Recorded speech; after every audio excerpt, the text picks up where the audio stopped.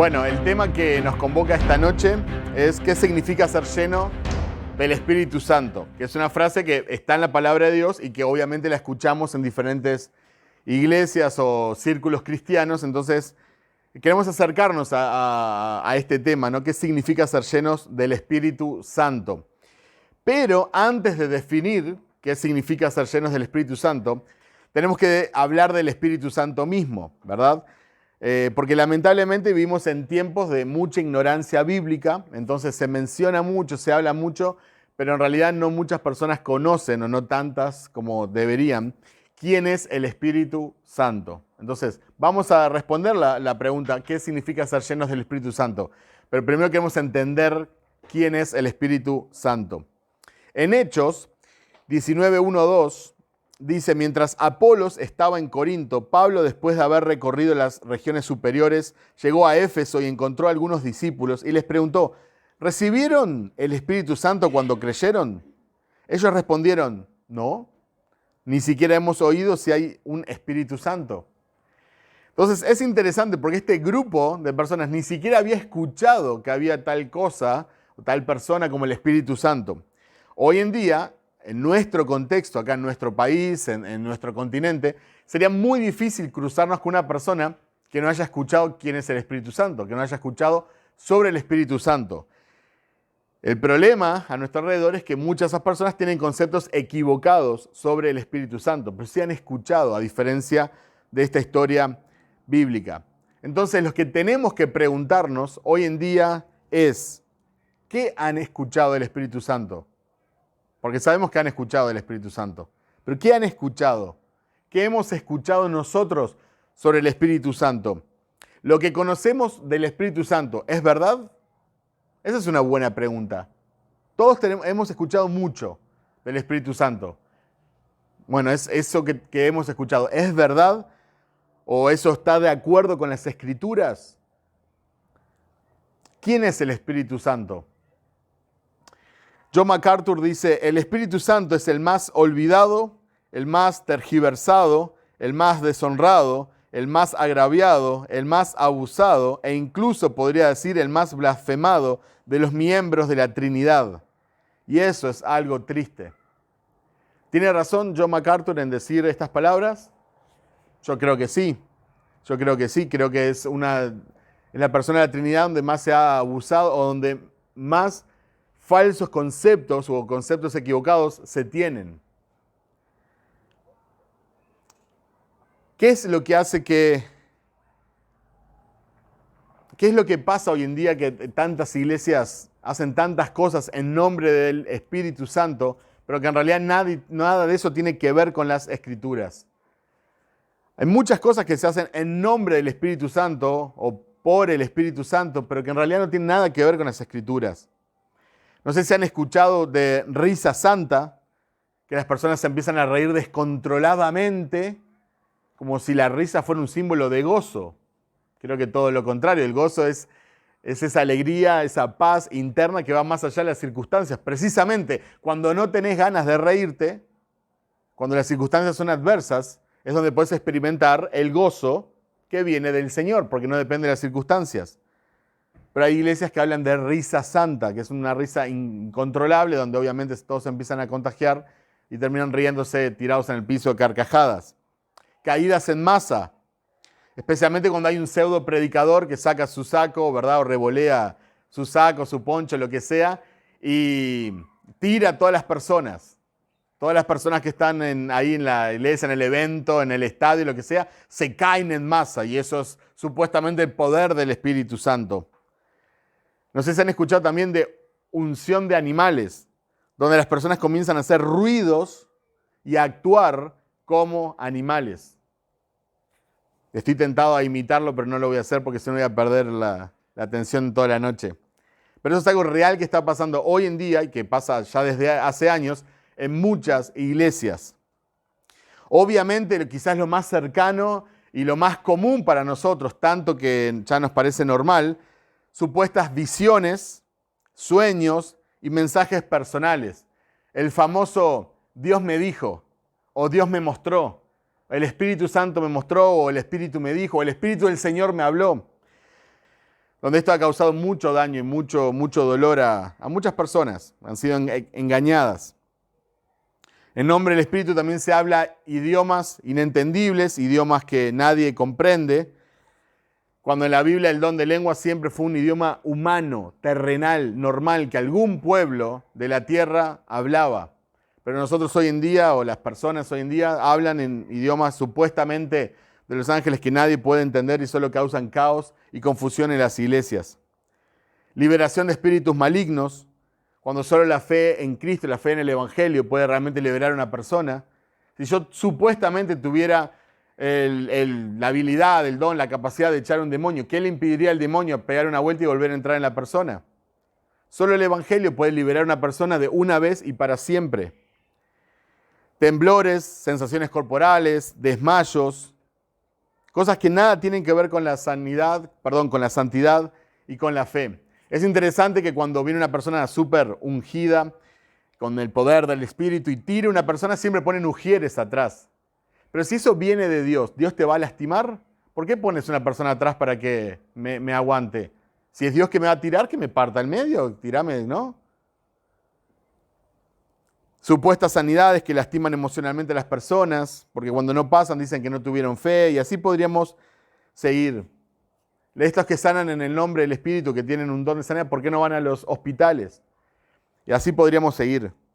Voy a citar una vez más y un par de veces más a John MacArthur, que él dice: el verdadero Espíritu Santo no es una corriente electrizante de energía estática, un balbuceador de lenguaje irracional que aturde la mente, o un genio cósmico que indiscriminadamente concede deseos egoístas de salud y riqueza. El verdadero Espíritu de Dios no hace que su pueblo ladre como un perro o se ría como una hiena.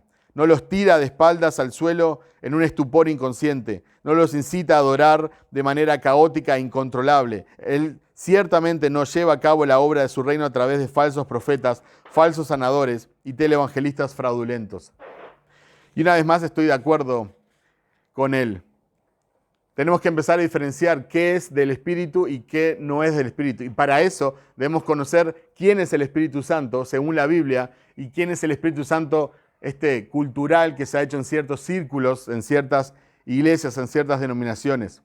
Lo primero que tenemos que saber es que el Espíritu Santo es una persona. Y muchas veces nosotros no entendemos lo que significa que Él sea una persona. Él es una persona. La Biblia nos revela que el Espíritu Santo es una persona divina, distinta a las otras personas de la Trinidad, coigual con el Padre y con el Hijo. ¿Por qué el Espíritu Santo es una persona? Porque tiene personalidad, intelecto y emociones.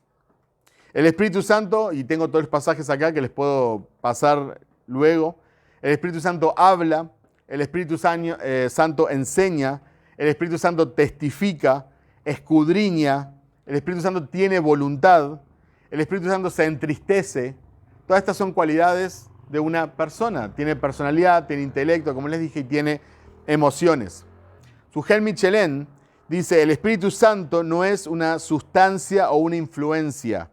No se trata de un gas o un líquido o un poder, sino de una persona, la tercera persona de la Trinidad, que viene a morar en la vida de todo creyente desde el instante mismo de la conversión. Entonces el Espíritu Santo es una persona. Y lo que va de la mano al decir que el Espíritu Santo es una persona, es que el Espíritu Santo es una persona divina. Significa que el Espíritu Santo es Dios. Y esto debería de ser obvio. En este momento todos deberían decir, obvio que el Espíritu Santo es Dios. Pero la realidad es que hay muchos grupos pseudo cristianos que profesan ser cristianos que en realidad no creen en la Trinidad y que no creen que el Espíritu Santo sea Dios. Y hay gente que es conocida en las redes sociales y pasan por ser cristianos y sin embargo ni siquiera creen que Jesús sea Dios, mucho menos el Espíritu Santo. Pero el Espíritu Santo es Dios. Como les dije, es la tercera persona de la Trinidad, es igual al Padre y al Hijo en gloria y es digno como ellos de la misma adoración, del mismo amor y de la misma obediencia. En el Catecismo de Westminster, que es una confesión de fe, de doctrinal que tiene ya siglos, dice: en la divinidad hay tres personas, el Padre, el Hijo y el Espíritu Santo. Y estas tres personas son un solo Dios verdadero y eterno, idénticas en sustancia, en poder y gloria, aunque distintas en sus propiedades personales. Hay una herejía también que es muy antigua, pero que está siempre por ahí, que es el modalismo, ¿no? Que es como una sola persona que se pone en modo Padre, en modo Hijo, en modo Espíritu Santo, ¿no? Como si se sacara el saco de Padre, ahora me pongo el saco de Hijo, me saco el saco de Hijo, me pongo el saco de Espíritu Santo. Y eso es algo que aún pastores conocidos, ¿sí?, caen en esa herejía. El Espíritu Santo es una persona, porque la Trinidad son tres personas distintas, diferentes. El Padre no es Hijo, el Hijo no es Espíritu Santo, y el Espíritu Santo no es Padre. Pero el Padre es Dios, el Hijo es Dios y el Espíritu Santo es Dios. Existe un solo Dios, eterno, glorioso, todopoderoso, omnisciente, omnipresente, que existen tres personas. Y eso es algo que nosotros tenemos que defender con todo nuestro corazón, porque es el corazón de... Eso es algo que está bien arraigado en las Escrituras, bien claro, y es parte del Evangelio. ¿Qué hace el Espíritu Santo en la vida del creyente? Ahora ya nos vamos metiendo en el tema.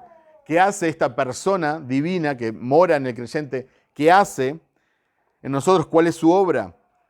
Bueno, santifica a los creyentes apartándolos del pecado, regenera el corazón y la mente, convence del pecado, nos ilumina, nos bautiza, nos sella, nos guía, intercede por los creyentes, enseña y nos recuerda la verdad, hace morada en todo creyente, da poder para ser testigos, da frutos, da dones, nos consuela en las aflicciones. Todo esto hace el Espíritu Santo. Y dejé para lo último algo no menos importante, sino porque quiero ahora hacer un énfasis acá. El Espíritu Santo tiene quizás como primera función glorificar al Hijo, glorificar a Cristo. Y voy a profundizar enseguida en eso. Hay tres pruebas para una iglesia para darnos cuenta si tiene un concepto correcto del Espíritu Santo o si realmente el concepto que manejan del Espíritu Santo no es el correcto. Una de las cosas que podemos notar es que las iglesias a veces no hablan de Él, nunca hablan del Espíritu Santo. No hablan de sus atributos, ni de su obra, ni reconocen lo que Él hace. Entonces estas iglesias ignoran directamente al Espíritu Santo. Pero hay otras iglesias que están todo el tiempo hablando del Espíritu Santo.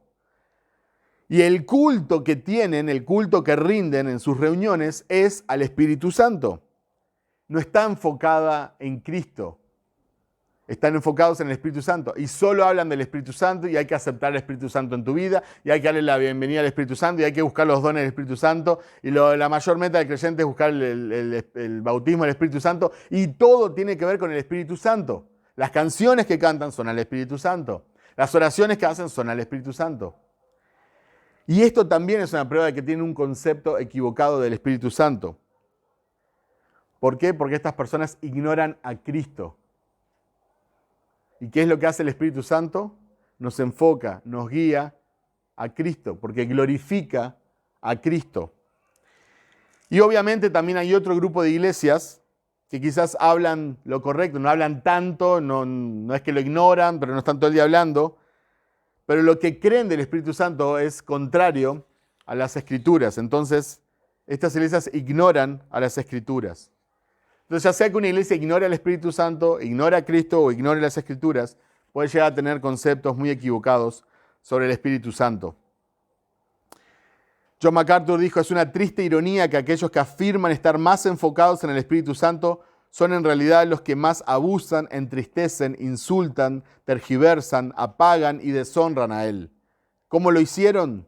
Atribuyéndole palabras que no dijo, hechos que no hizo, fenómenos que no produjo y experiencias que no tienen nada que ver con Él. Audazmente pegan su nombre en lo que no es su obra. Y me gustaría que me acompañen a Juan 16, del 7 al 15. Pero yo les digo la verdad, les conviene que yo me vaya, porque si no me voy, el Consolador no vendrá a ustedes. Pero si me voy, se lo enviaré.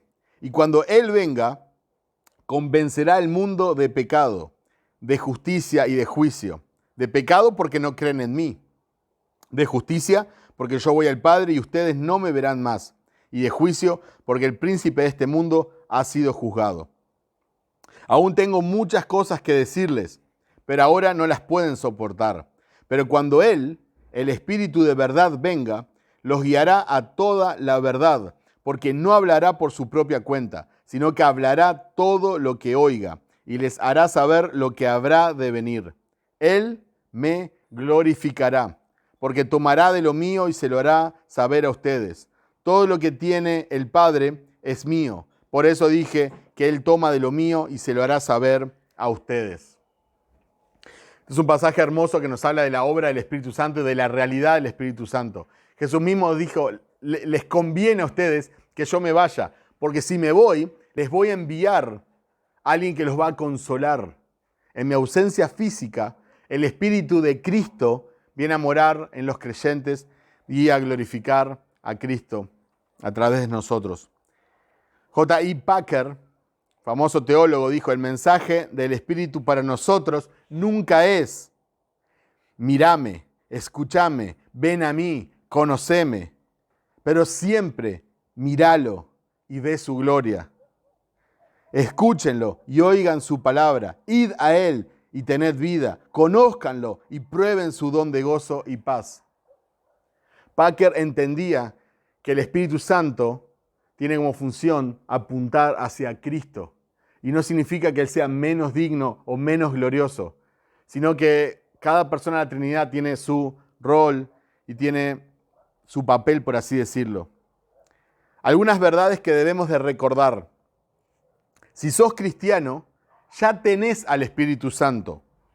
El Espíritu Santo está morando en vos. Romanos 8:9 dice, sin embargo, ustedes no están en la carne, sino en el Espíritu, si en verdad el Espíritu de Dios habita en ustedes. Pero si alguien no tiene el Espíritu de Cristo, el tal no es de Él.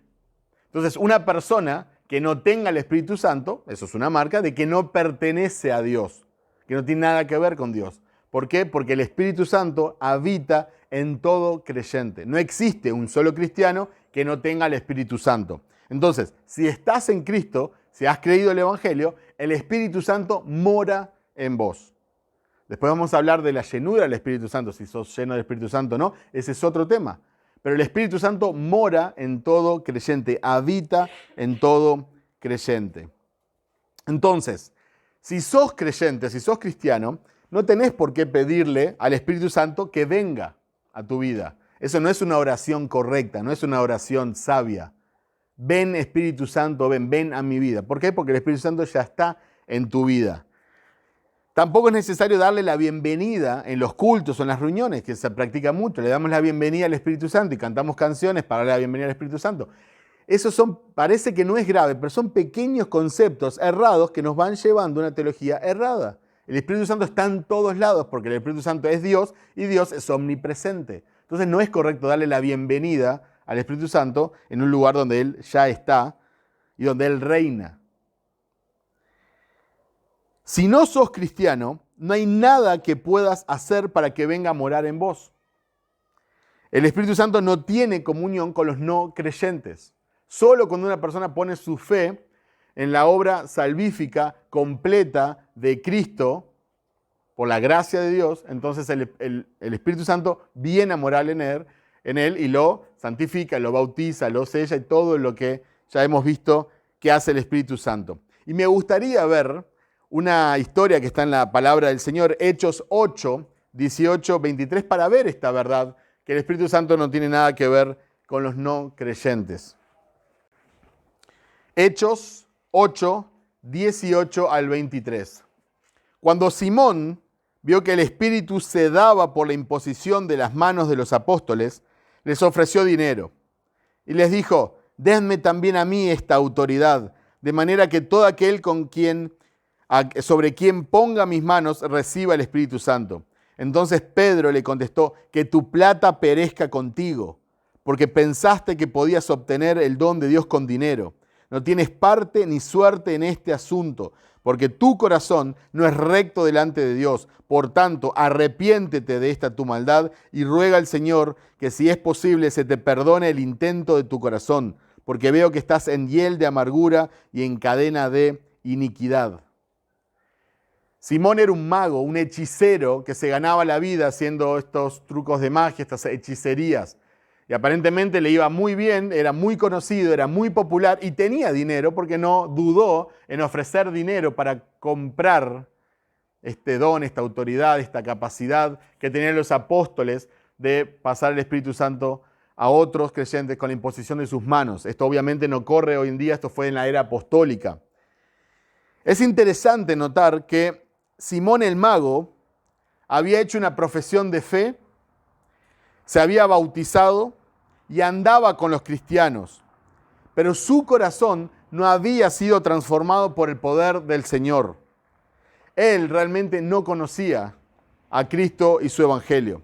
Si ven unos versículos antes, versículo 13, 8:13, dice, y aún Simón mismo creyó, y después de bautizarse, continuó con Felipe, y estaba atónito al ver las señales y los grandes milagros que se hacían. A Simón lo podríamos llamar en lugar del mago, Simón el menonita, o Simón el evangélico. ¿Cuántos hay en nuestras comunidades, en nuestras iglesias, que al igual que Simón, han profesado fe en Cristo, han hecho una oración quizás para entregar su vida a Cristo, se han bautizado, son miembros de una iglesia, dan sus diezmos fielmente todos los meses, andan con los cristianos, van a los conciertos, van a los congresos, van a los campamentos, se maravillan de las cosas que Dios hace, hablan de Él, pero sin embargo quizás no fueron transformados por el Evangelio, quizás no conocen a Cristo y por ende no tienen al Espíritu Santo. Entonces, al igual que Simón, si no tenés el Evangelio, si no tenés a Cristo, tampoco tenés al Espíritu Santo y no hay nada que puedas hacer para obtenerlo. Ahora, si tenés al Espíritu Santo porque sos cristiano y has entregado tu vida a Cristo, como dijimos, Él está morando en vos y Él vino a morar una vez y para siempre. El Espíritu Santo no va a abandonar nunca a un cristiano, porque Dios va a completar la buena obra que comenzó en nosotros. Si el Espíritu Santo está en vos, entonces tenés que recordar que no está a tu servicio. Cosa que debería ser obvia también. El Espíritu Santo no es un genio de la lámpara que existe para cumplir nuestros deseos. No significa que mencionarlo va a hacer posible aquellas cosas que yo deseo. No significa que porque grite en el nombre de Jesús va a pasar. No significa que los demonios se van a someter a mí. No significa que tener el Espíritu Santo me da la capacidad de tener enfermedades mortales o hablar sobre la enfermedad, que tenga autoridad sobre las enfermedades. No es eso lo que enseña la Escritura. Lamentablemente, me encantaría ir por ahí sanando gente, pero no es eso lo que enseñan las Escrituras. El Espíritu Santo no es un amuleto de fuerza y poder. El Espíritu Santo no se trata de mí, no se trata de vos. El Espíritu Santo se trata de Cristo. Y con este preámbulo, entendiendo quién es el Espíritu Santo, que es una persona diferente al Padre, diferente al Hijo, pero que este Espíritu Santo es Dios, es el Espíritu de Dios, es el Espíritu de Cristo morando en nosotros, que no se trata de mí, se trata de glorificar al Hijo, se trata de glorificar el Evangelio, el mensaje del Hijo. Entonces ahora nos acercamos al pasaje que enseña que debemos ser llenos del Espíritu Santo. Porque todos los creyentes tienen al Espíritu Santo, pero no todos son llenos del Espíritu Santo. Acompáñenme por favor a Efesios 5, 18. Dice, y no se embriaguen con vino, en lo cual hay disolución, sino sean llenos del Espíritu Santo. Sean llenos del Espíritu. Entonces, ¿qué significa ser llenos del Espíritu Santo? La palabra griega que Pablo usa, que se traduce como llenos, es plero. Y plero se puede traducir, diferentes acepciones, como atiborrar, rellenar como quien rellena un hueco, influenciar, satisfacer, suplir, llenar, completar. La Biblia también usa la palabra plero o ser lleno, esta expresión ser lleno de, para señalar la condición de alguien de ser controlado por algo. Por ejemplo, en Lucas 5:26 dice, todos, sobrecogidos de asombro, glorificaban a Dios y llenos de temor, decían, hoy hemos visto maravillas. Entonces tenemos un grupo de personas que fueron llenas de temor al ver al Señor sanar un paralítico. Un capítulo más adelante, en Lucas 6:11 dice, y ellos se llenaron de furor, o de ira, o de enojo. Y ellos se llenaron de furor y hablaban entre sí que podrían hacer contra Jesús. Esto está hablando de los fariseos, que dice que se llenaron de furor, de ira, de enojo contra el mismísimo Jesús. Porque sanó en el día de reposo a un hombre que tenía la mano seca. Entonces se llenaron de ira contra Jesús. Como podemos ver, hay una diferencia entre tener miedo o entre tener enojo y ser llenos de temor y ser llenos de ira. La diferencia está en que cuando estás lleno de temor, estás controlado por el temor. Cuando estás lleno de ira, estás controlado por la ira. Y este es el énfasis que hace la Escritura. Entonces, ser llenos del Espíritu Santo es ser controlados completamente por la influencia del Espíritu Santo de Dios que mora en nosotros. ¿Qué es ser llenos del Espíritu Santo? Es ser controlados por el Señor, por su Espíritu. Es estar bajo su influencia, es estar bajo su poder. Fíjense en el contraste que hay en el mismo versículo entre estar borrachos, el embriagarse con vino, y la contrapartida, ser llenos del Espíritu Santo. Cuando una persona se emborracha, es que ha tomado tanto alcohol, que la influencia del alcohol lo domina. Por eso usamos frases como, ese hombre está bajo el efecto de la bebida, o esa persona está bajo la influencia del alcohol. Yo sé que eso no pasa acá, estoy hablando muy lejos, obviamente, ¿no? En otros lugares, donde la gente toma tanto que queda bajo los efectos, queda controlados por el alcohol. Pablo nos dice que no debemos dejar que eso ocurra. No debemos permitir que el alcohol nos influencie y tome control de nosotros. ¿Por qué? Y porque las cosas que la gente hace bajo el control del alcohol normalmente no son positivas. Y hay accidentes, y hay violencia, y hay inmoralidad, y hay muchas cosas que produce esta influencia del alcohol. Por lo contrario, nosotros debemos de ser controlados por el Espíritu Santo que mora en nosotros. Ahora, entonces la pregunta es, ¿cómo podemos ser controlados completamente por la influencia del Espíritu Santo?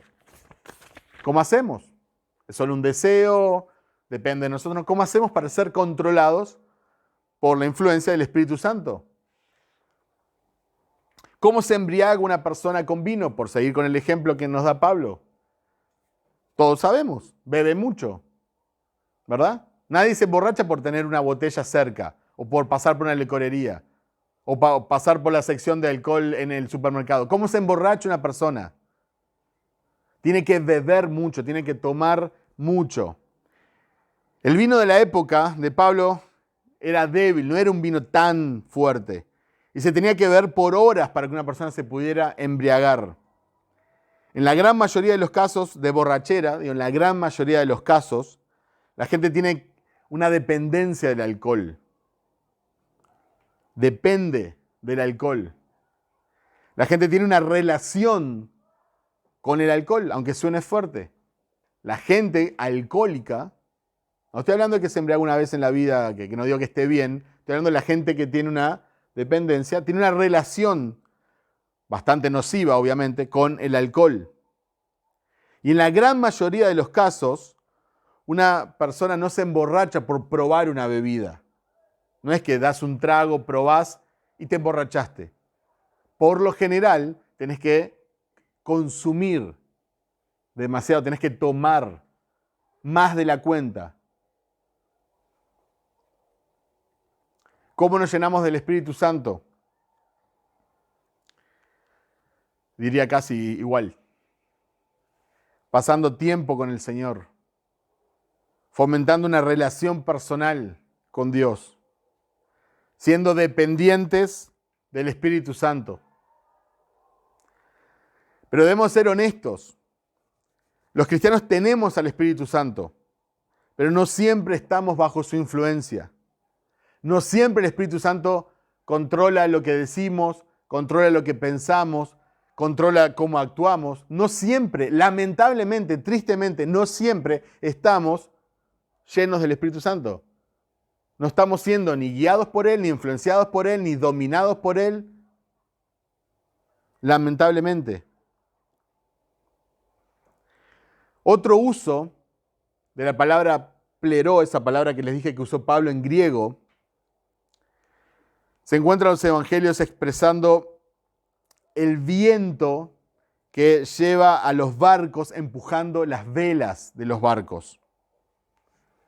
Entonces el viento llena la vela y esta mueve el barco. Cuando te volvés 100% dependiente del Espíritu Santo, cuando estás totalmente influenciado por Él, Él es quien te guía, Él es quien te empuja. Y así debemos de estar 100% dependientes de Él. Así como un barco a vela depende 100% de este viento que mueve sus velas. Cuando Él te controla, entonces comienza a impulsarte en la dirección correcta.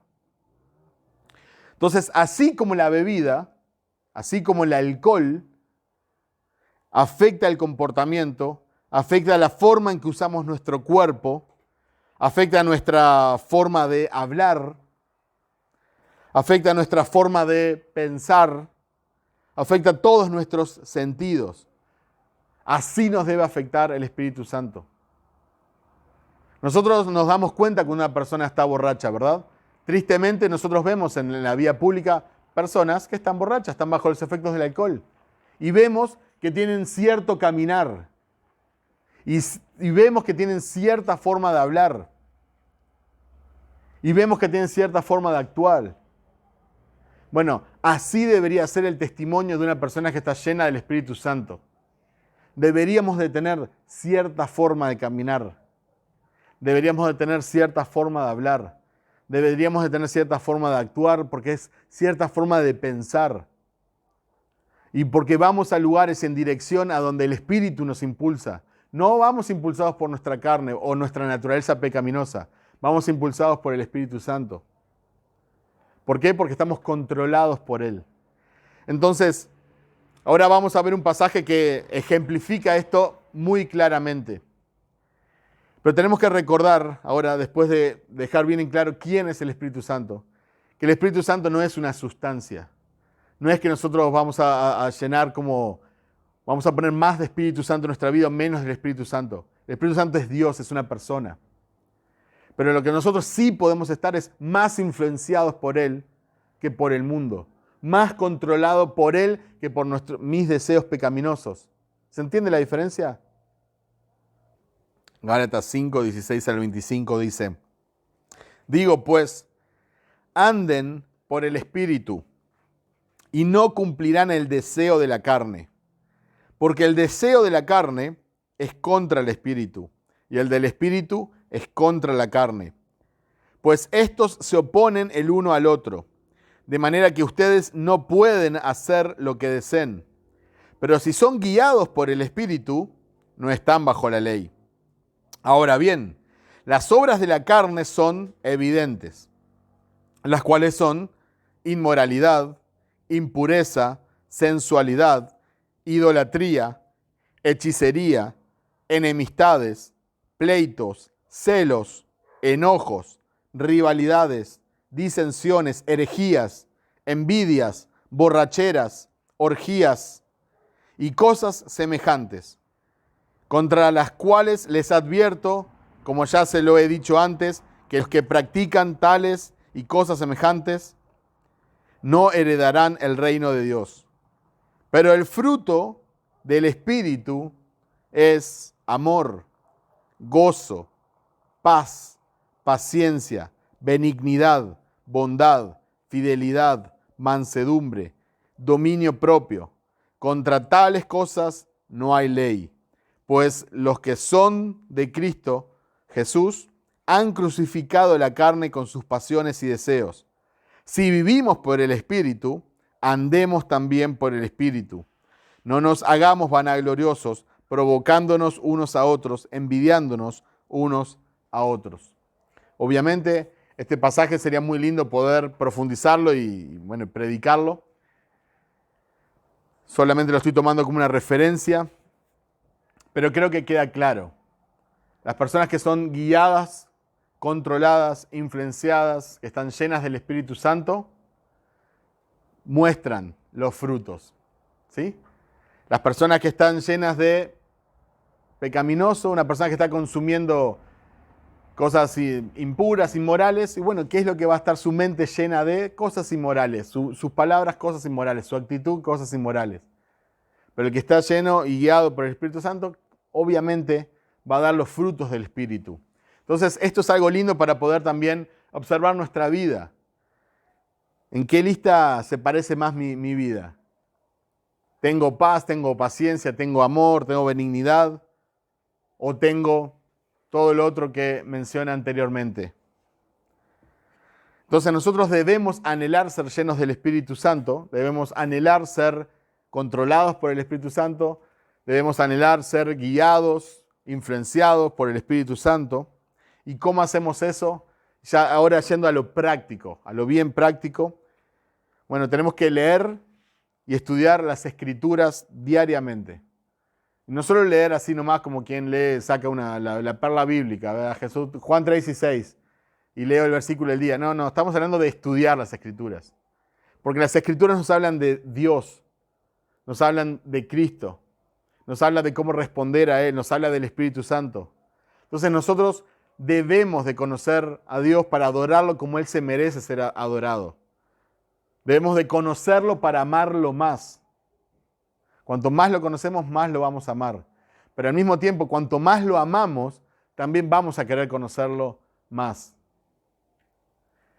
Debemos de separar tiempo para orar al Señor. Orar no es solamente dar gracias por los alimentos o cuando tenemos un problema poder pedirle al Señor, ¿no? Debemos de separar tiempo de oración donde podamos orar, podamos entregar nuestras cargas, podamos expresarle a Dios quién es Él, podamos alabarlo por quién es Él. Debemos de congregarnos en una iglesia bíblica. Tenemos que juntarnos con personas que nos enseñen la palabra del Señor, donde podamos estar animándonos unos a otros. Compartir nuestra fe con otras personas, eso nos anima en el Señor. Yo sé que para algunos es difícil, pero no se trata de personalidad, de quién es tímido, extrovertido. Es un mandamiento del Señor, debemos de compartir la palabra. Pero al compartir la palabra, eso también nos anima a nosotros a conocer más las Escrituras, a conocer más al Señor, a depender más de Él, a orar más, porque nos vamos a dar cuenta que no depende de nosotros y de nuestras fuerzas. Necesitamos depender más del Señor. Entonces, compartir nuestra fe nos puede llegar a animar mucho, a desafiar en el buen sentido, a crecer en la gracia del Señor. Lee buena literatura cristiana.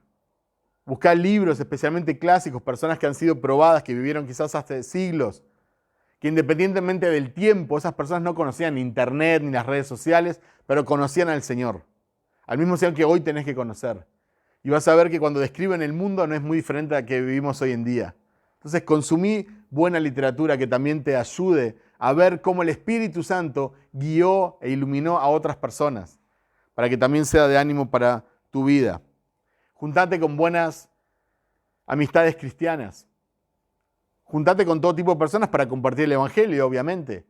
Pero pensando en tu vida espiritual, juntate con personas que sean maduras, que te puedan corregir y marcar cuando no estás haciendo las cosas bien. Alguien dijo una vez, juntate con personas que te hagan sentir tibio en tu caminar con el Señor. Si te juntás con personas que están, obviamente, no están caminando muy firmemente con el Señor, te vas a sentir como que sos súper espiritual. Pero juntate con personas que te hagan sentir tibio. Y por último y no menos importante, sepárate de todo aquello que te anime a pecar, o por ende que no te anime a acercarte más al Señor. Y eso incluye personas. Si hay personas que no están siendo una influencia positiva, donde te están influenciando más a vos con el mundo de lo que vos podés influenciar con el Evangelio, entonces es mejor cortar por lo sano. ¿Por qué? Porque esto es un interés inteligente en uno mismo.